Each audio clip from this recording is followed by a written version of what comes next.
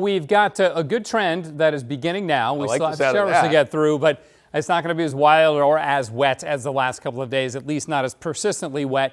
Boy, these last couple of nights, it's really come down. Salem right now is 54, and there are some breaks in the clouds. The rain has stopped in our state's capital for the moment, and the winds still out of the south at 15, but down from where they were earlier. I'll show you the gusts in just a minute. But showers continue to pour on shore from the southwest. It's a relatively cool, unstable inner mass. And look, there's a lightning strike west of Tillamook out over the ocean because the warm ocean, cold air on top, that makes things unstable. And that's why we get so much lightning offshore this time of the year and not much inland. But there are the strong showers here, and some of these are producing some pretty good rainfall amounts, like and rainfall rates out by Troutdale. That one producing rainfall rates of about 2/3 of an inch an hour. Same thing with this one by I-205. And then up here in Skamania County, we're getting some good rainfall rates there, even double, 1.34 inches an hour. But you can see here's downtown Portland, the I-405 loop.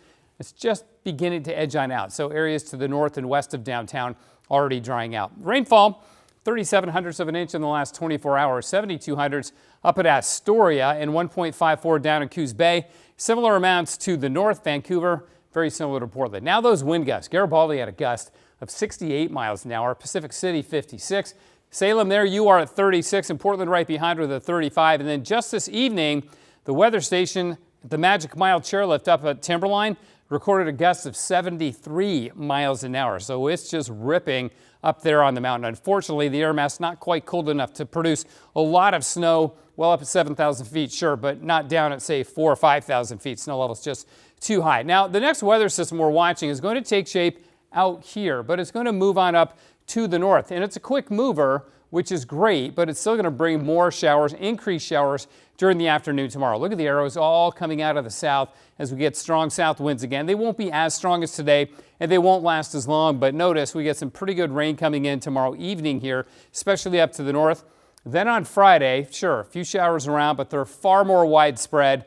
They'll be lighter, and they dry out by afternoon, and then we're done with rain for a while. I think the chance of rain on Monday is decreasing as we get closer and closer to it. Rainfall by tomorrow, another 1/4 inch or so. And then as we go to tomorrow night, another 1/4 inch on top of that. So again, that later Thursday evening rainfall looks like it'll be pretty good. And as we go into Friday, things will begin to settle down, but some very heavy rain up in the Cascades. So here's the long-term pattern. See the high pressure building over us?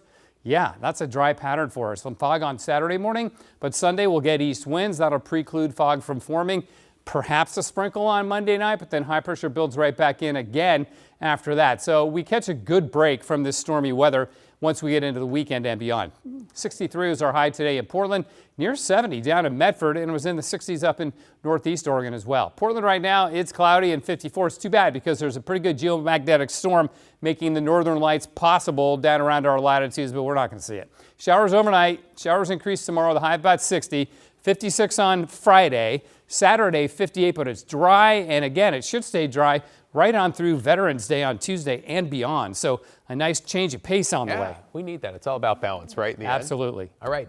Sounds like it was a great night for the Blazers. Can we call it that? Yeah, as long as you didn't pay attention to the first quarter. And then after that, it was like, who is this team? Once again, providing the vibes.